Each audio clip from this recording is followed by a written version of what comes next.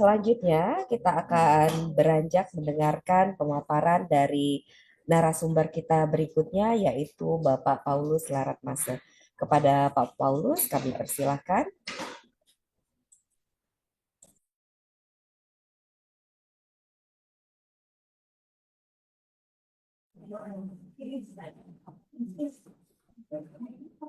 Terima kasih atas waktu yang diberikan Bapak, Ibu dosen Universitas Negeri Padang yang saya hormati, para sastrawan senior, para mahasiswa dan mahasiswi yang hadir di sore hari ini mengikuti kegiatan Zoom Internasional Poetry Book Launching and Discussion L Humanity and Dengula Jaya International Online Seminar Poetry pada Universitas Negeri Padang. Saya ucapkan banyak terima kasih atas partisipasi dan peran kita semua sampai dan dengan di sore hari ini. Dari Papua, dari Maluku, dari Surabaya, kami datang ke Padang, Sumatera Barat, Pusat Sastra Indonesia yang berkembang dari Padang sampai di Indonesia Timur, bahkan dunia. Kami mau datang untuk melihat secara langsung apa dan bagaimana, mengapa sampai begitu pesat tumbuhnya dunia sastra di Sumatera Barat. Pada kesempatan yang berbahagia ini, secara pribadi selaku pimpinan Yayasan Santa Lucia dan pimpinan Media Suara Anak Negeri bersama seluruh founder dan seluruh wartawan maupun kontributor Suara Anak Negeri di mana saja berada dari Sabang sampai Merauke yang sejak awal memiliki dedikasi penuh mempromosikan karya-karya sastranya melalui media Suara Anak Negeri. Pada kesempatan yang berbahagia ini, izinkanlah saya atas nama Media Suara Anak Negeri mengucapkan banyak terima kasih atas kepercayaan Bapak dan Ibu, terutama pada kesempatan yang berbahagia ini, dua penulis yang menjadi pilihan Media Suara Anak Negeri memutuskan Saudara Leni Marlina, sarjana sastra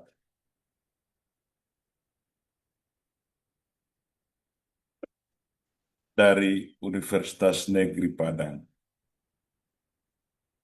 dengan kemampuan yang dimiliki bersama Yusuf Ahmad oleh Yayasan Santa Lucia dan Media Suara Anak Negeri memutuskan dua karya inilah menjadi pilihan di ulang tahun Suara Anak Negeri yang kedua yang akan jatuh pada tanggal 1 Juni tahun 2025. Di ulang tahun yang kedua ini inginkan saya memaparkan apa dan mengapa atau visi misi dari Yayasan Santa Lucia melalui Media Suara Anak Negeri, apa yang menjadi visi misinya sehingga akhirnya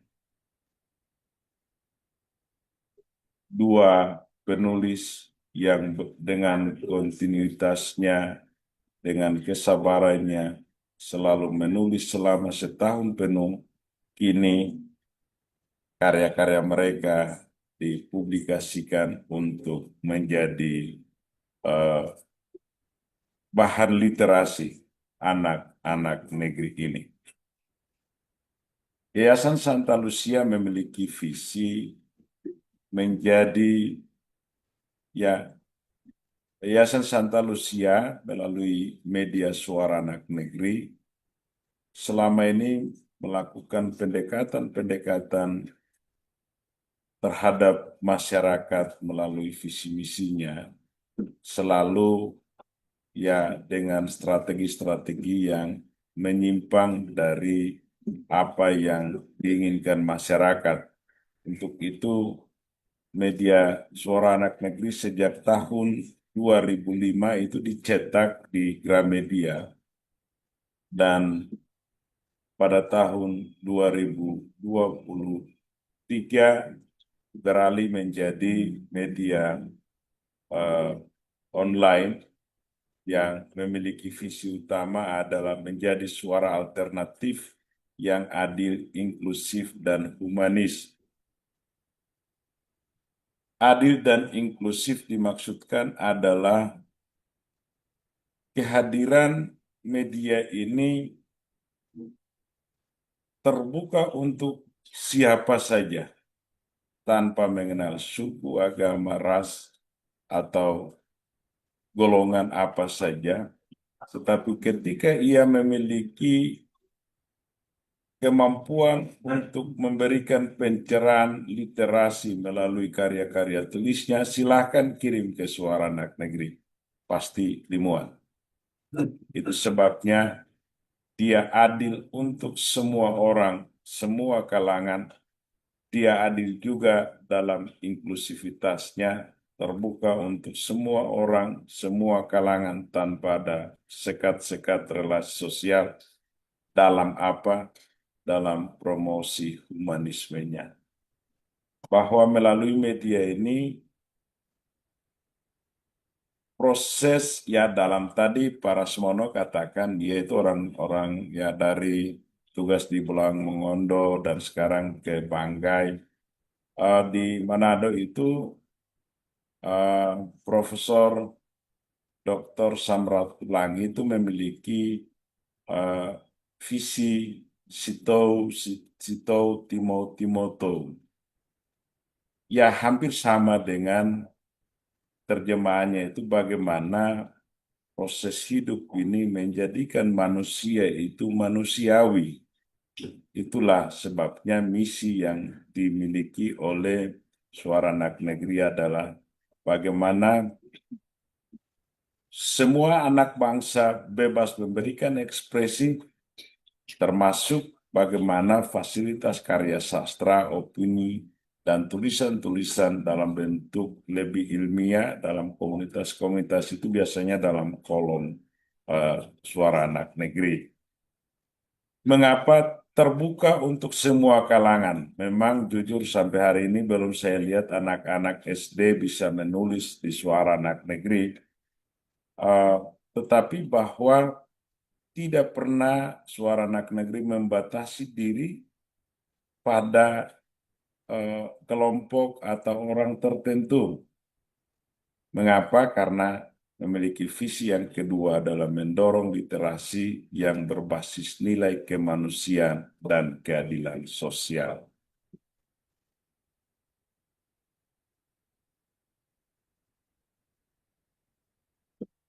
Berikut, slide berikut boleh. Ya. Media Suara Anak Negeri memiliki sasaran dan segmentasi. Yang pertama, komunitas marginal.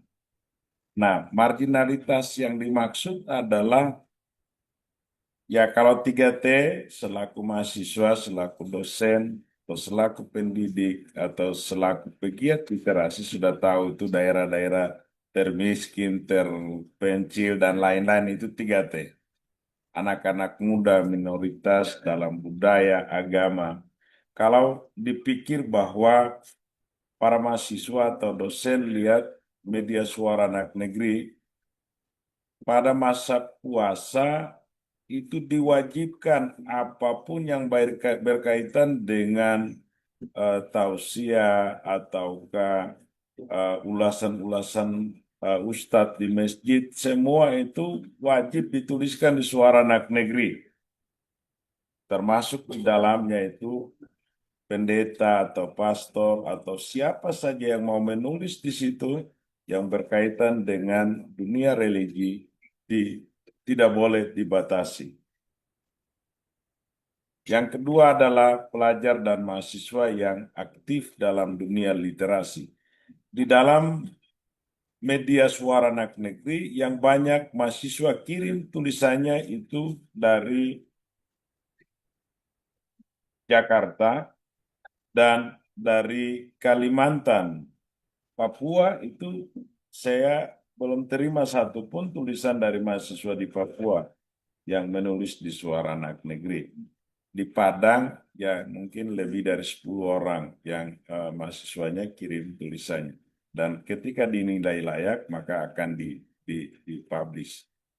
Nah, media Suara Anak Negeri itu menjadi pemerhati isu sosial dan pendidikan. Mengapa? Banyak sekali terjadi marginalisasi terhadap manusia yang memiliki akses terhadap pendidikan. Saya kasih contoh, dana otonomi khusus yang diberikan kepada mahasiswa-mahasiswi Papua yang kuliah di luar negeri, itu 1 tahun tidak di-dropping. Pertanyaannya ada apa? Ternyata uang itu dipakai untuk calon gubernur. Nah, yang calon gubernur adalah bendahara yang sekarang ini mencalonkan diri sebagai wakil gubernur. Nah, bagaimana mengadvokasi itu? Fungsi media sosial adalah dan media platform Suara Anak Negeri hadir untuk menelusuri mengapa sampai mahasiswa yang studi di luar negeri harus kembali karena tidak ada uang makan. Tidak ada lagi perpanjangan visa karena ya dia tidak dianggap sebagai mahasiswa lagi. Dan yang lebih parah lagi, mahasiswa itu tinggal di sebelah rumah saya misalnya. Maka saya asesmen cari sebab akibatnya. Hari itu dihitung dalam selisih tidak sampai 1 jam saya wawancara sekretaris dinas pendidikan dan saya buat YouTube dan saya upload melalui berita dan langsung dengan videonya. Saya konfirmasi ke kepala bidang yang menangani dana beasiswa itu dan akhirnya dia menyerah. Apa yang terjadi? Bagian dari isu sosial ini adalah ternyata uang itu ditahan untuk kepentingan subjektif. Dan dia mengaku bahwa saya dalam hitung tidak lebih dari 1 jam, saya akan transfer uang itu ke rekening mahasiswa yang bersangkutan. Dan apa yang terjadi?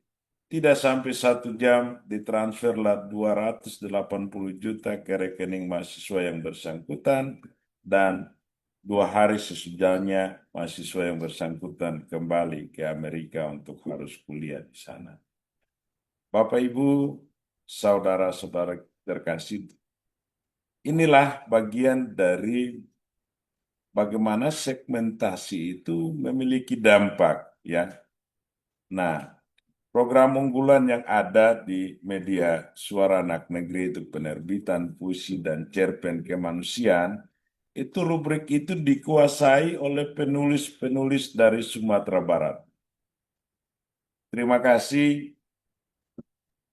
Diawali dengan seorang Leni Marlina, diawali dengan seorang Rizal Tanjung, diawali dengan seorang Ilham Sulaiman, yang adalah orang Sumatera Barat, bahkan pada akhirnya seorang Yusuf Ahmad, kali ini terhitung 1 tahun ulang tahun Suara Anak Negeri, ada rubrik sastra di Suara Anak Negeri.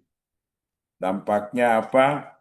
Dampaknya mereka yang berprestasi adalah 2 orang yang hari ini kita rayakan karya-karyanya dipublish untuk menjadi bahan literasi anak bangsa. Rubrik suara yang tak terdengar. Bapak Ibu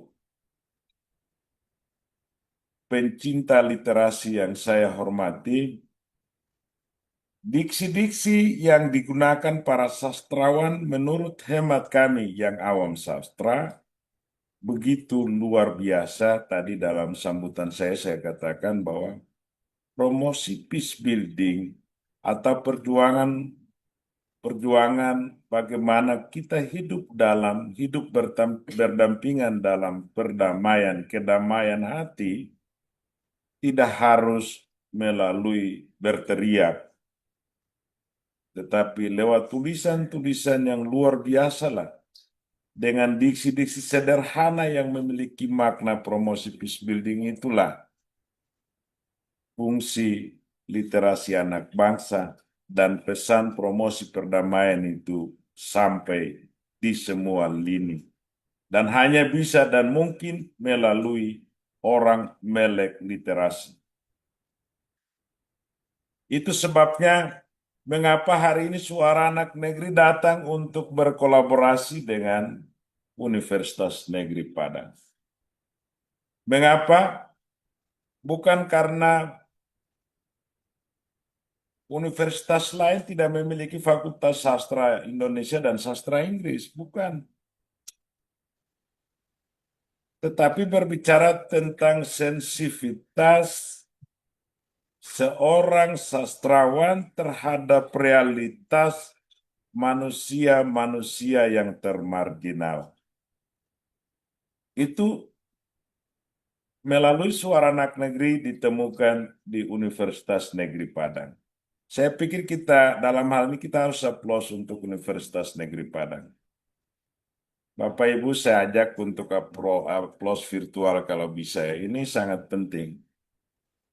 Tidak semudah untuk saya putuskan datang ke Universitas Negeri Padang, tetapi bahwa sensitivitas kampus ini terhadap literasi dan perjuangan untuk bagaimana kedekatan dan pendekatan terhadap mereka yang termarginal melalui diksi-diksi humanisme ada di kampus ini.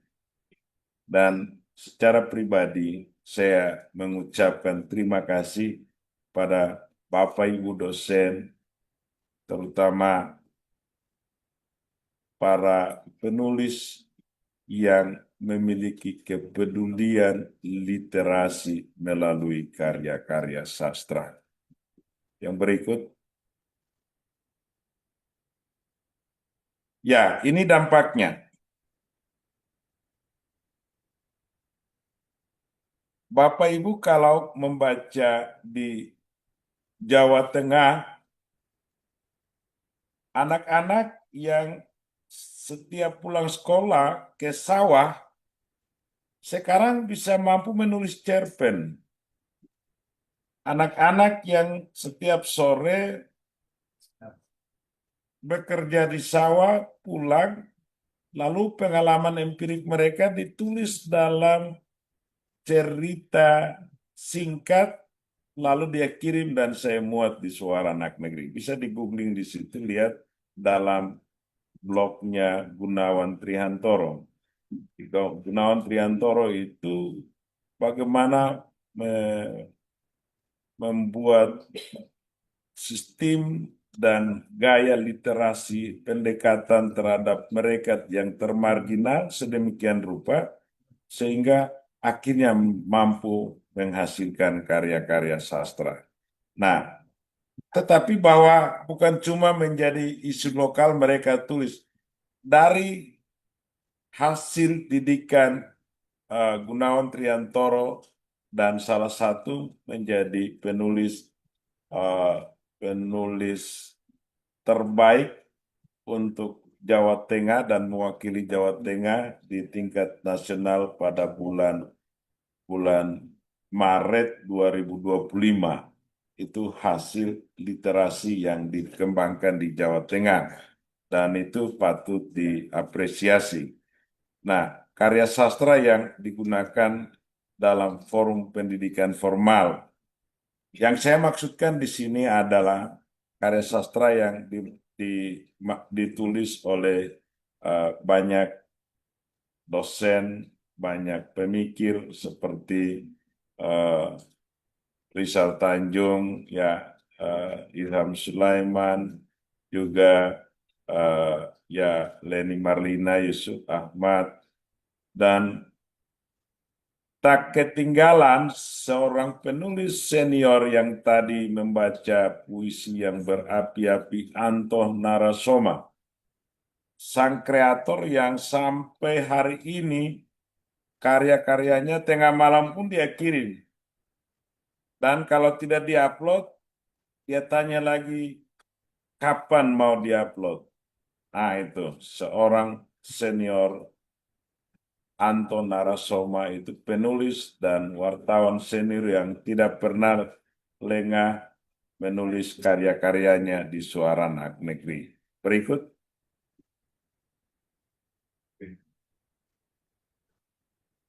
Ya, studi kasus Deluya tadi sudah dijelaskan bahwa ternyata dua buku yang dicetak ini karya sastra digital dari Papua dan Tanimbar.